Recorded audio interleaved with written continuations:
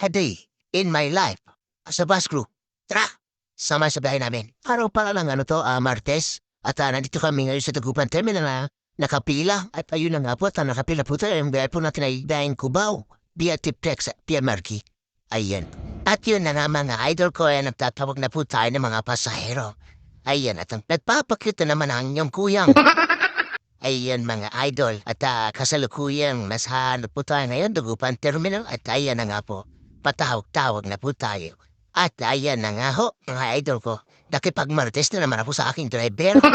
Ayan, at ang aming kwento ay baka masikat na naman kami nito sa aming kabilang kalaban. Alright, charot lang. Ang oras pala namin sa Dagupan ay 11:10 a.m. Ang alis po natin, ayan, mga lodi ko.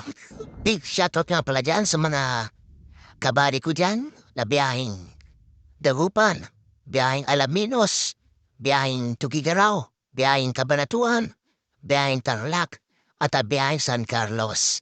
Ayan, shoutout sa inyo. Alright.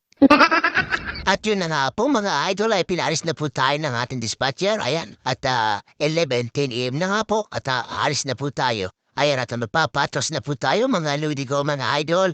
Ayun o. Pagkatapos ko nagpatros ay anong yan na nga. Manikita po tayo. Ayan mga idol ko. Ayun napakainit kaya pilusan natin yung aircon. Dahil nga po nagpatros po tayo kanina kaya sobrang init po. Ayan, nag-umpisa na po tayo manikit ng ating mga bus number. Tara po at samahan niyo po akong manikit sa ating mga inamahal nating mga pasahero. Ayan na nga po.